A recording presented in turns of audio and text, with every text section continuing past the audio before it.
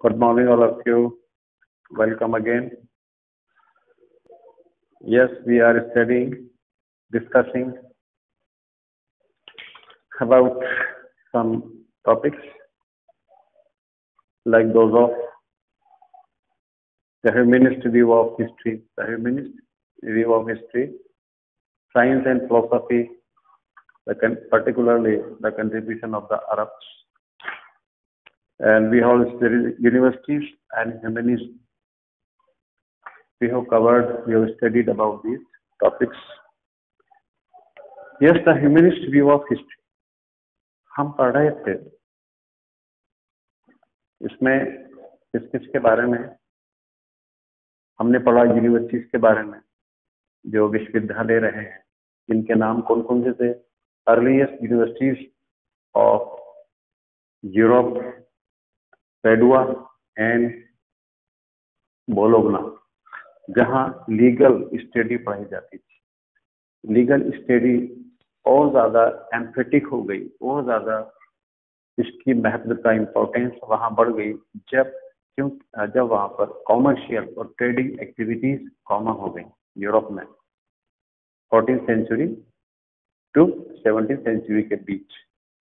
तब एक सब्जेक्ट का और ज्यादा एक दो सब्जेक्ट की रिक्वायरमेंट और ज्यादा होने लगी as per requirement of the business और commercial activities of Europe. What were they, वो क्या थी? नंबर 1, लॉ, कानून को पढ़ाया जाना जरूरी था, ठीक है ना। कानून, लॉयर्स, तो लॉ को पढ़ाया जाना जरूरी हो गया पहले से और ज्यादा, क्योंकि वहाँ कॉमर्शियल एक्टिविटीज को कंप्लीट करने के लिए, उन्हें कैरी ऑन करने के लिए लॉयर्स की आवश्यकता पड़ती थी। क्योंकि एक लॉयर जो है वो किसी भी कानून को, किसी भी एग्रीमेंट को इंटरप्रेट करता है, उसमें कुछ कंडीशंस लिखता है, उसके सिग्नेचर हुआ करते थे, ठीक है। ऐसा होने लगा, इसके अंदर एक चेंज लाया गया। फिर ये इन सारे कामकाज को किस कॉन्टेक्स्ट में किया जाने लगा? कुछ टाइम बाद ग्रीक एंड रोमन कल्चर के कॉन्टेक्स्ट में। और ये आइडिया कौन लेकर आया? इसका रिप्रेजेंटेशन किसने किया? इनका नाम इसमें क्या आया था? इनका नाम इसमें आया था, मैंने आपको बताया था, पेज नंबर 55 पे है ये। इनका नाम था पेट्रियार्क। ये पेट्रियार्क ये फ्लोरेंस, इटली में एक पॉपुलर सिटी है फ्लोरेंस। फ्लोरेंस वहाँ के ये रहने वाले थे, वहाँ के रेजिडेंट थे, और इन्होंने वहाँ फ्लोरेंस को एक नाम दिया, उसको हाईलाइट किया अपने काम के थ्रू। तो इससे पहले इसकी ये पॉपुलैरिटी नहीं थी, लेकिन इन्होंने नाम, और इन्होंने वहाँ पर एक चेंज लेकर आए, उस चेंज का ये रिप्रेजेंटेटिव बने। वो चेंज क्या था? इन्होंने, इनकी ओपिनियन में, एंशियंट रोम जो अपनी नॉलेज के लिए, अपनी लर्निंग के लिए बहुत पॉपुलर था वर्ल्ड के अंदर, तो उस दौर की, उस जमाने का जो लिटरेचर था, जो आर्ट थी, उसको रिवाइव किया जाए 14th सेंचुरी के बाद।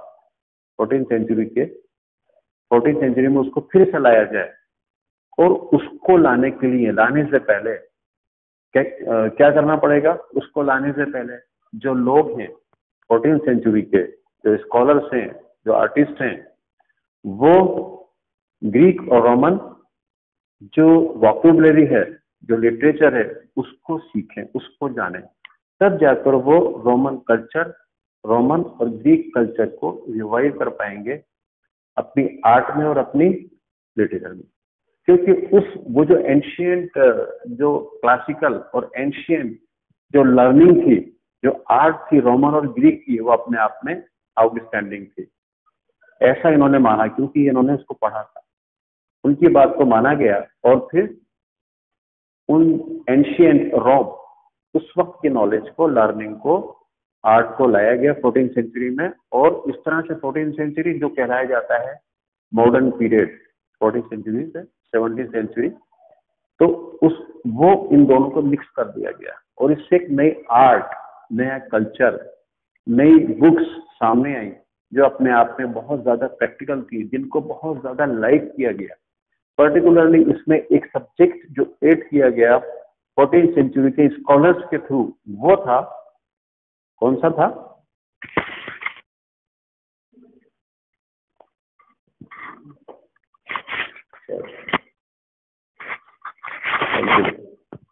वो था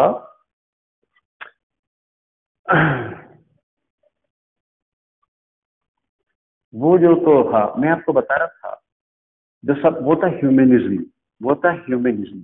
ठीक है, ह्यूमनिज्म क्या है, क्यों इसकी आवश्यकता, क्यों इसकी रिक्वायरमेंट लोगों को महसूस हुई, क्यों? मैंने आपको बताया था कि लोग जो थे अब तक किससे अटैच थे?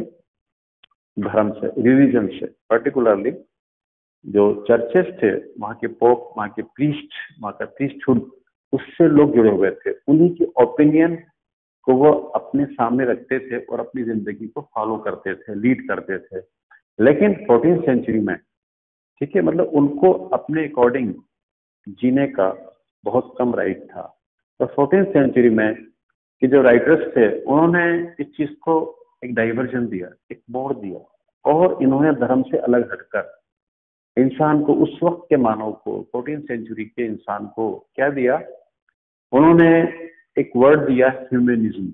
और इसके अंदर जो टीचर्स थे, जो मास्टर्स थे उस टाइम के, उनसे कहा गया कि आप grammar, moral philosophy, art, poetry, इस तरह की चीजें जो ह्यूमन नेचर से, ह्यूमन, आपकी हमारी लाइफ से रिलेटेड है, आपकी हमारी लाइफ जो डे टू डे लाइफ है, जो रूटीन ऑफ लाइफ है, उससे अटैच है। जब इन चीजों को लाया गया सोसाइटी में, समाज में, तो समाज इनके प्रति बहुत ज्यादा इंक्लाइंड हो गया, उसका रुझान बहुत ज्यादा जुड़ गया।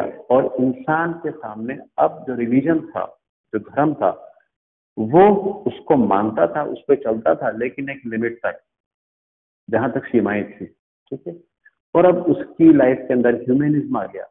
इस तरह की चीजें जब सिखाई जाने लगी, पढ़ाई जाने लगी, तो इंसान में एक बदलाव आया, चेंज आया। और जब चेंज, और एक चेंज के अंदर टेस्ट होता है, इंटरेस्ट होता है, ये हमने इसमें देखा था। ठीक है, अब मैं इससे आगे लेता हूँ।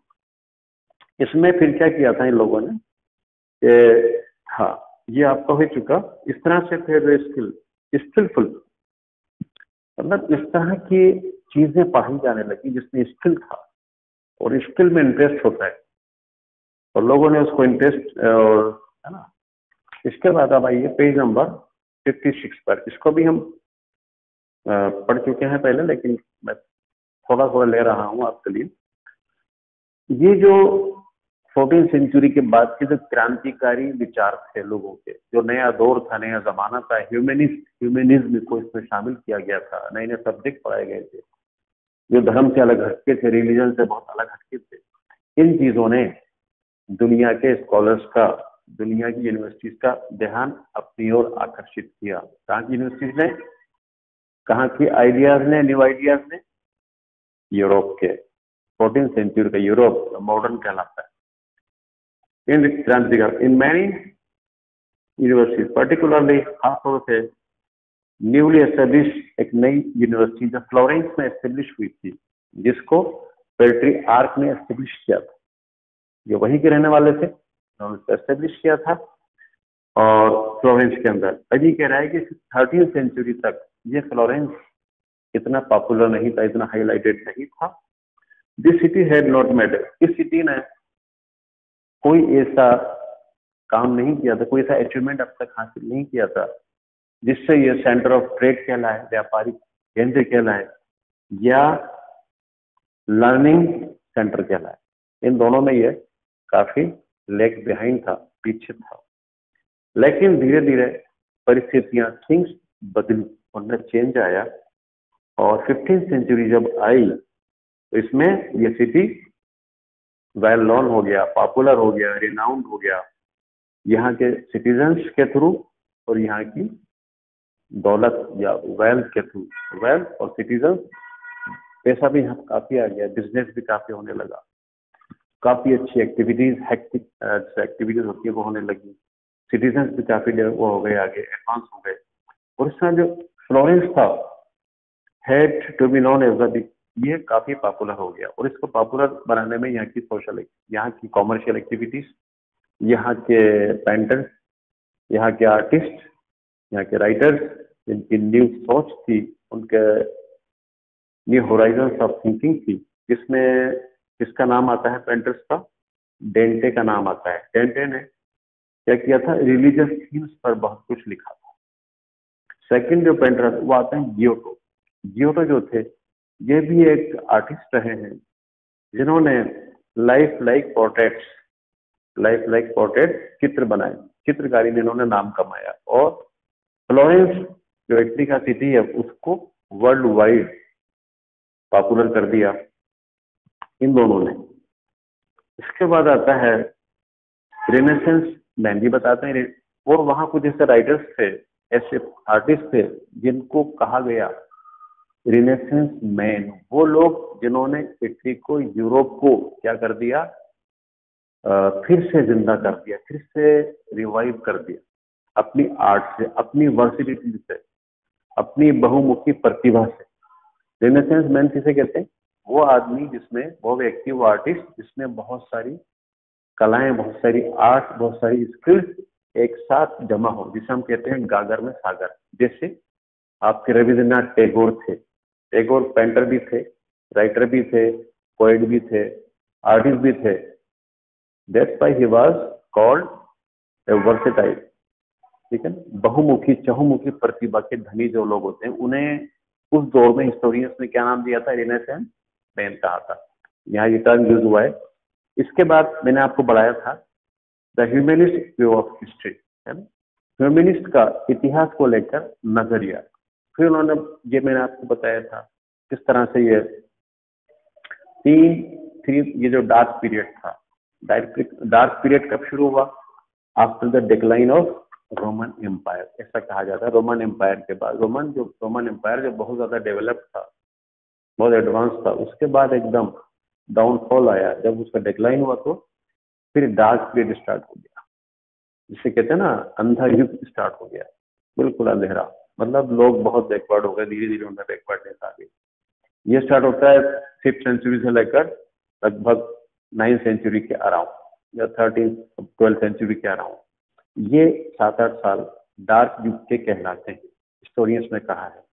अब इनको भी डिवाइड किया है लोगों ने, वो जो डिवीजन यहाँ दिया हुआ है, कौन सा पीरियड एक्सट्रीम डार्क है, कौन सा पीरियड हाफ डार्क है, और कौन सा पीरियड मामूली सा है। ठीक है, ये यहाँ समझाएगा। इसके बाद आता है science and philosophy. Science and in the field of philosophy, दर्शन या फलसफा या विज्ञान, इन दोनों के फील्ड क्या, इन दोनों फील्ड्स में किस किस का कंट्रीब्यूशन रहा? नंबर 1 अरब लोगों का। अरब लोगों का बहुत ज्यादा कंट्रीब्यूशन रहा। बहुत सारी बुक्स को ट्रांसलेट करने में अरबी लैंग्वेज के अंदर, बहुत से अरब ऐसे थे उन्होंने ग्रीक और रोमन लैंग्वेज, ग्रीक को सीखा, है नी। और एंशियंट बुक्स जो ग्रीक और रोमन उसमें लिखी हुई थी, लिपि में लिखी हुई थी, उनको उन्होंने अरबी में ट्रांसलेट किया। ट्रांसलेट तभी कर पाएगा आदमी जब वो 2 या 3 लैंग्वेज को पर कमांड रखता होगा। तो ये वो स्कॉलर थे अरबी लोगों ने, बहुत, जैसे प्लेटू। अब प्लेटू नाम आसमा, प्लेटू एंड अरस्तु। अरबी के अंदर प्लेटू को अफलातून कहते हैं, और अरस्तु को कहते हैं, अरस्तु का नाम था, एरिस्टोटल को अरबी में कहते हैं अरस्तु, और प्लेटो को कहते हैं अफलातून। जहां लिखा हुआ है इसको देखिए। तो इन लोगों ने कौन कौन सी बुक्स यहाँ पर नाम भी दिए हैं। इन्होंने बुक्स को मिडिल एजेस में लिखी हुई books, they had not met them wisely known in the 14th century में बहुत सारे स्कॉलर्स ने जो अरबी थे उन्होंने ट्रांसलेटेड बुक को पढ़ा, और पढ़ के उन्होंने उसको दूसरी लैंग्वेज में अनुवाद किया, जिससे वो बुक्स सभी के हाथों में आई। जो उसको जानता था और पढ़ने के बाद उनमें जागरूकता आई, उनमें एक न्यू आइडियाज उनमें देखे गए। फिर कहता है कुछ यूरोपियन स्कॉलर थे, ग्रीक उन्होंने यूरोपियन स्कॉलर्स ने ग्रीक लैंग्वेज को पढ़ा, ग्रीक उसको अध्ययन है ना, जो अरबिक ग्रीक लैंग्वेज को पढ़ा। और ग्रीक जो थे, ग्रीक लोगों ने बहुत सारे अरबिक बुक्स को, वर्क काम को ट्रांसलेट किया, बदले। कुल मिलाकर अरबों ने, कुछ ग्रीक लोगों ने, जिसको जो लैंग्वेज आती थी उन्होंने अरबिक, अरबिक में ग्रीक, किसी डिफरेंट लैंग्वेजेस में उन्होंने इसको ट्रांसलेट किया। तो ये चीजें, तो उसमें इतनी लर्निंग भरी हुई थी, नॉलेज भरी हुई थी कि इसको लोगों ने, इसके थ्रू लोगों ने बहुत कुछ सीखा। इसमें यहाँ कुछ टॉलमी, ये ग्रेट स्कॉलर हैं टॉलमी नाम के, इनकी एक बुक है एल्मेगेस्ट, है ना, एल्मेगेस्ट। ये किस पे लिखी है? एस्ट्रोनॉमी पे लिखी है। ये टॉलमी की बुक है, ये ग्रीक में लिखी है और 140 140 के आसपास लिखी गई थी। एंड लेटर, बाद में इसको अरबी के अंदर ट्रांसलेट किया गया। इसमें क्या लिखा है? Carries the Arabic definite article अल।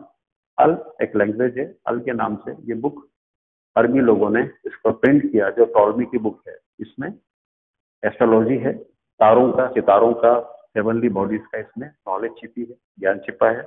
इसको ट्रांसलेट किया गया 14th सेंचुरी में। फिर कहता है ये आपके पास, among the Muslim writers who were regarded as man of wisdom in the Indian world, इब्न सीना। अब इसमें इब्न सीना का नाम आता है। यूरोप में इब्न सीना नाम का एक फिलोसोफर भी है, मैथमेटिशियन भी रहे हैं ये, एंड फिजिशियन भी रहे, डॉक्टर भी थे, ये ग्रेट डॉक्टर्स थे, और फिलोसोफर भी रहे हैं। कहाँ के? बुखारा यूरोप में है ये, बुखारा के अंदर, सेंट्रल एशिया में।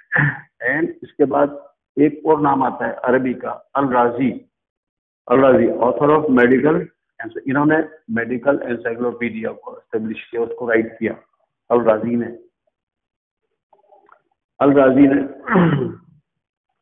अच्छा, उसके बाद आता है इब्न रशीद, इन्होंने, है ना, एन अरब फिलोसोफर ऑफ, ये अरब फिलोसोफर है स्पेन के, स्पेन में जाके एस्टेब्लिश हो गए थे। ये अरब के फिलोसोफर थे। इन्होंने to resolve the tension between, इन्होंने फिलोसफिकल ऑफ नॉलेज और रिलीजियस बिलीफ। फिलोसफिकल ऑफ मतलब नॉलेज का दर्शन, मतलब दर्शन और धर्म, इन दोनों के बीच की जो मिथ था, जो गुत्थी थी, उसको, उस टेंशन को सुलझाने की कोशिश की और दुनिया को बताया। तो ये अलग अलग कंट्रीब्यूशन हैं इसके, डिफरेंट अरबिक पीपल के, जो वहाँ के स्कॉलर थे उनका। फिर कहता है कि humanist reached out of the people to in a variety. तो ह्यूमनिस्ट जो लोग थे, वो अलग अलग ढंग से लोगों तक पहुंचे। किस तरह पहुंचे? दो करिकुला कहते हैं पाठ्यक्रम, स्कूलों में जो पढ़ाया जाता है, जो आपके सिलेबस होता है, थीम्स होती है। अलग अलग विश्वविद्यालयों में कई तरह का करिकुलम पढ़ाया जाने लगा। धीरे धीरे जो began to be introduced in the schools, धीरे धीरे ह्यूमनिस्ट स्कूलों के, ह्यूमनिस्ट जो विषय थे, सब्जेक्ट थे, वो स्कूलों के करिकुलम में शामिल, पाठ्यक्रम में शामिल होने लगे। जैसे हिस्ट्री है, जैसे पोएट्री है, जैसे प्रोज है, जैसे मॉरल फिलोसफी है, ठीक है ना, इन सब्जेक्ट को पढ़ाया जाने लगा धीरे। और इटली में ही नहीं, लेकिन बल्कि यूरोप के दूसरे कंट्रीज के, यूरोप, वहां भी इसको पढ़ाया जाने लगा।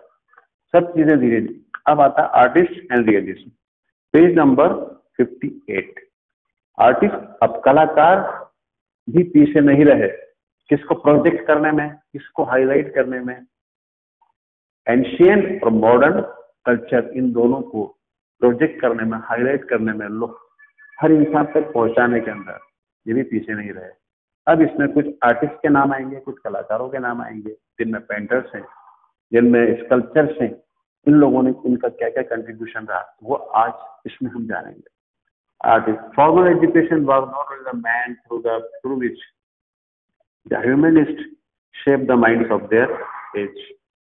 ठीक है, एक जो शिक्षा, जो औपचारिक शिक्षा, यही वो माध्यम नहीं था, फॉर्मल एजुकेशन, जिसके थ्रू लोगों तक ह्यूमनिस्ट ह्यूमनिस्ट आइडियोलॉजी पहुंची, बल्कि इसके अलावा और क्या था, आर्ट, आर्किटेक्चर एंड बुक्स, ये तीनों चीजें। बुक्स तो आ गई आपके फॉर्मल एजुकेशन में, उससे हट के अगर आप जाएंगे तो आर्ट एंड आर्किटेक्चर, कला जिसमें पेंटिंग थी, जिसमें स्कल्पचर था, और आर्किटेक्चर मकानों को बनाना, उसके डिजाइन, उसकी छतें, हर चीज, ये सारी चीजें were wonderfully effective in transmitting humanist ideas को, ह्यूमनिस्ट विचारों को, न्यू विचारों को प्रोजेक्ट करने में, हाईलाइट करने में आर्ट और आर्किटेक्चर का, इनका इंपॉर्टेंट रोल रहा। अब हम यहां से रहेंगे। अब इसमें artist were inspired by studying works of the past. Work मतलब पुराने वर्क ऑफ द पास्ट से बहुत इंस्पायर हुए। कौन? आर्टिस्ट। जब आर्टिस्टों ने पुराने जमाने के एंशिएंट ग्रीक और रोमन पीरियड के, जब उन्होंने चीजों को देखा, जब उससे बहुत इंस्पायर हुए, उससे बहुत प्रेरित हुए। The material remains of the Roman culture were showed with much excitement as ancient text. जिस तरह से पुरानी एंशिएंट रोमन और ग्रीक टेक्स्ट, पाठ्य पुस्तकों को निकालकर उस मटेरियल को लाया गया 14th सेंचुरी में, और उसको डिसाइफर किया गया, उसको पढ़ा गया, इसी जोश के साथ, इसी उत्साह के साथ उस वक्त के आर्ट एंड आर्किटेक्चर को भी डिस्कवर किया गया। और वो भी अपने आप में एक क्या था, एक तरह से वो भी अपने आप में एक बहुत कुछ लेने वाला था लोगों को उस वक्त के। 1000 years after the fall of fragments of art were discovered. बहुत सा आर्ट और आर्किटेक्चर के बहुत सारे फ्रेगमेंट, बहुत सारे टुकड़े प्राचीन काल में रोम और ग्रीक जो खंडर थे वहां से एक्सकेवेट किए गए, वो ढूंढे गए, उनको खोद के निकाला गया, तलाशा गया। तो जो फ्रेगमेंट, जो टुकड़े थे, स्कल्प, कहीं मूर्तियां मिली, तो कहीं पेंटिंग्स मिली पुराने जमाने। पेंटिंग तो क्या, स्कल्पचर मिले, मूर्तियां बहुत मिले, स्टेच्यूज बहुत मिले, वो जो थी एसेंशियल लेजर, ठीक है ना। ये कह रहा है कि their admission for the figures of perfectly proportion man and women sculptured so many centuries ago. इतने सालों पहले एक इंसान, एक मानव तो इतना खूबसूरत ढंग से 3 डायमेंशन में स्कल्पचर किया गया, उस तरह की मूर्तियां बड़ी हसीन, बड़ी खूबसूरत, बड़ी वो निकली, वो हमारे सामने आई। ये कह रहा है century made Italian sculptures want to continue their tradition. मतलब उनको देखकर 14th सेंचुरी के जो स्कल्पचर थे, जो संग तराश थे, उनके मन में आया कि हम उस ट्रेडिशन को कंटिन्यू इस दौर के अंदर भी जारी रखेंगे, आगे बढ़ाते रहेंगे। इतने इम्प्रेस हुए थे रोमन कल्चर से, उस वक्त की आर्ट से, और वहाँ की उस वक्त की चीजों से। Continue that idea 14th century. अब इसमें एक नाम आता है Donatello. Donatello broke new ground with this life like feature, life like statues, पूरी 6-6 फुट की, 7-7 फुट की स्टेचू जो उनको वहां मिली थी, उन्होंने as it is 14th century के स्कल्पचर्स में उनको बनाया और उस ट्रेडिशन को जिंदा रखा। इसके बाद क्या, एरिस्ट, इसके बाद आता है artist. Artist concerns to be accurate was help by the work of scientist. अब देखिए इस दौर के 14th सेंचुरी के जो आर्टिस्ट थे, उनको एक साइड से और बल मिला, उन्होंने अपनी पेंटिंग को और अच्छे से पहले से निखारा। किसकी मदद से? साइंस की मदद से। क्योंकि अब तक 14th सेंचुरी बहुत सारे साइंटिफिक इंस्ट्रूमेंट्स, जैसे ज्योमेट्री है, फिजिक्स है और अदर फैकल्टीज हैं, वो मर्ज हो चुकी थी, वो सामने आ चुकी थी। उसने काफी हद तक हेल्प की पेंटर्स की, स्कल्पचर की और आर्टिस्ट की। ये समझाना चाहता है ना। Artist went to the laboratories of the medical schools, and जो मेडिकल स्कूल्स उसके लैब में ये लोग जाते थे। एंड्रिया, जिसका नाम आता है एंड्रिया वेसेलियस, है ना, ये बेल्जियम के हैं और प्रोफेसर ऑफ मेडिसिन के प्रोफेसर रहे हैं अपने दौर में, 14th सेंचुरी के हैं। At the college of Padua university में ये कौन रहे? प्रोफेसर ऑफ मेडिसिन रहे हैं। ये was the first to dissect the human body. ये पहला वो व्यक्ति था जिसने 15th सेंचुरी में, जिसने क्या किया, ह्यूमन बॉडी को डिसेक्ट किया, कहाँ पर स्टोमक है, कहाँ हार्ट है, कहाँ ब्रेन है, अंदर के पूरे पार्ट्स को उसने डिसेक्ट किया, उसको बताया। ये पहला शख्स था वो 15। This was the beginning of the modern physiology. Modern physiology, आधुनिक फिजियोलॉजी की ये शुरुआत थी 15th सेंचुरी में, जो इस व्यक्ति ने की। क्या नाम था इनका? एंड्रियास वेसेलियस नाम था। ठीक, अब आते हैं हम पेज नंबर 159 पे। इसमें कह रहा है पेंटर्स। अब तक बात की स्कल्पचर। अब ये painter did not have older works to use as a model.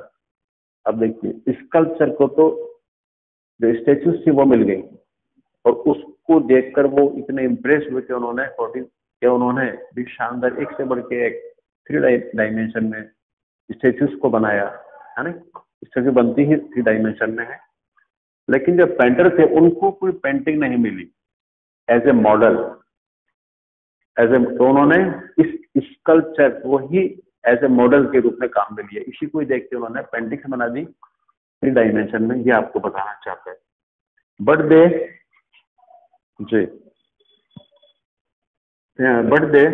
They like sculptures painting as realistically as possible. ठीक है। They found at a knowledge of the geometry. अब इधर जो पेंटर थे इनको भी ज्योमेट्री के नॉलेज ने काफी हेल्प करी, और शानदार लाइनिंग, बेहतरीन पेंटिंग उन्होंने with the help of geometry के थ्रू पेंटिंग करी। Help them understood perspectively and it by noting the changing the quality of light. इस तरह से जो क्वालिटी ऑफ लाइट है, जो शेड होता है, शेड देते हैं, शेड के थ्रू हम किसी पिक्चर को 3 डायमेंशन में डाल सकते हैं। और 14th सेंचुरी के पेंटर्स ने, 15th सेंचुरी के पेंटर्स ने ऐसा करके दिखाया ज्योमेट्री की हेल्प से। ठीक है। The use of the oil. उसके बाद फिर ऑयल पेंटिंग। फिर उन्होंने पहले तो होते थे वाटर कलर्स के, अब oil painting 15th century 16th century में ऑयल पेंटिंग का भी जन्म होता है। ऑयल पेंटिंग, ऑयल से पेंट किए गए पिक्चर इन पेंटर्स ने बनाया, मीडियम एज ऑफ पेंटिंग, और इसको richness of the colour to paintings than before. और पहले से बहुत बेहतर इन्होंने क्या बना के सामने रख दिए अपनी paintings before in the colours and design. अब इसके जो कलर्स थे, जो डिजाइन थे, वो भी किस तरह से कंटिन्यूस इन मेनी पेंटिंग्स। इनके कलर्स, इनके डिजाइन इन्होंने कहाँ से एक्वायर किए? ये इन्होंने एक्वायर किए मंगोल पेंटिंग से। मंगोल पेंटिंग वहां से इन्होंने कर, वहां की डिजाइन, कॉस्ट्यूम्स, चाइनीज और पर्शियन आर्ट भी इसमें इन दोनों का कंट्रीब्यूशन है। Made available to them by the Mongol C theme painting. Theme number 5 में आप इसको दे सकते हैं। उन पेंटिंग से इन्होंने कॉस्ट्यूम्स, इन लोगों की पहनावे पेंटिंग में, उनके कपड़े, उनके कलर्स, उनका स्टाइल, ये सब चीजें इसमें उन्होंने डिस्प्ले करी। लास्ट अदर इस तरह से एस्ट्रोनॉमी हम देखेंगे, एनाटॉमी, ज्योमेट्री और फिजिक्स, इन 3 चीजों ने उस वक्त की स्कल्पचर, पेंटर, इन दोनों की बहुत बहुत हेल्प, काफी और शानदार इन्होंने पिक्चर्स बनाए, beautiful and give a new quality Italian art. और इटालियन आर्ट को एक नए आयाम दिए, नए डायमेंशन दिए, नया होराइजन दिया, which was to be called, जिसको कहा जाता है realism, and which continue till the, और ये रियलिज्म 19th सेंचुरी तक चलता रहा। Thank you so much, have a nice day.